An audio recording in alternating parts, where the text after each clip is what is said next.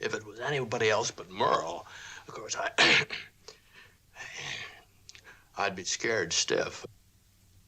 For one thing, she has such wonderful taste in clothes, books, everything. This month, for our spooky October, Movie Night Extravaganza is covering witches from now until Halloween. Starting tonight with the 1958 Jimmy Stewart and Kim Novak film, where Kim Novak plays an enchanting woman who tricks Jimmy Stewart into pining after her.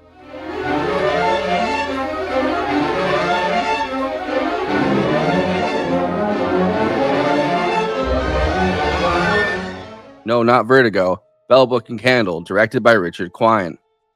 An actor turned director and frequent collaborator of Blake Edwards, whose 1954 film noir Pushover had launched Kim Novak's career.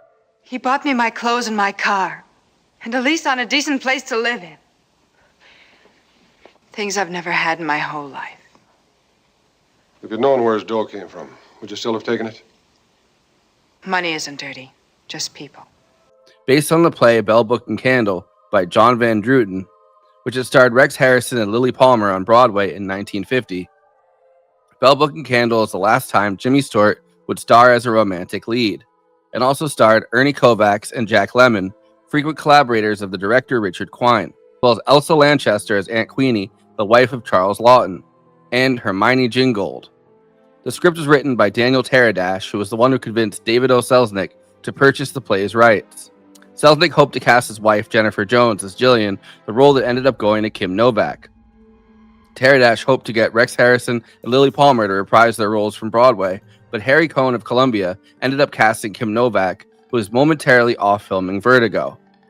Another version, pitched by Teradash, would have had Cary Grant and Grace Kelly and been directed by Alexander McKendrick, who was fresh off of directing Sweet Smell of Success in 1957. At the time of filming, Jimmy Stewart was 50, and Kim Novak was 25, a leading man on his way out and a starlet on top of her game.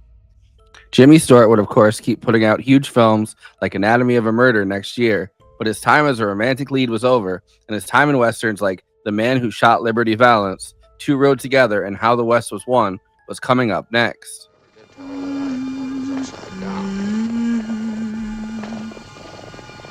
I've known her ever since she was a kid. And then, of course, she went away to school, and I sort of lost track of her for a bit.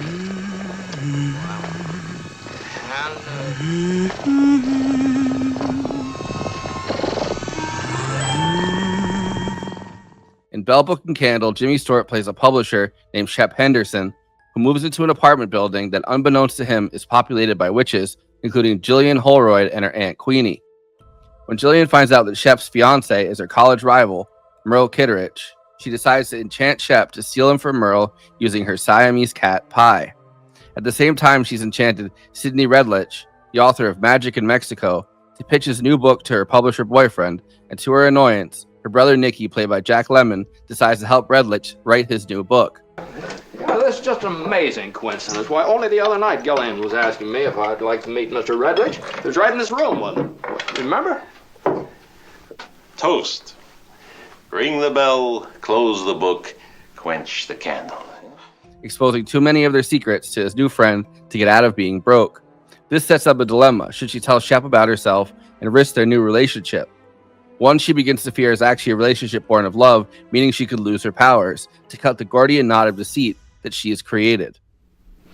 What on earth are you doing with Pie Wacket? Somebody gave him my address. Well, I didn't, and if you Well, he's your cat, isn't he? No, he's not my cat. Listen, I don't care whether you put him outside my window or had him fly up there. It doesn't matter. I thought I made myself clear on that.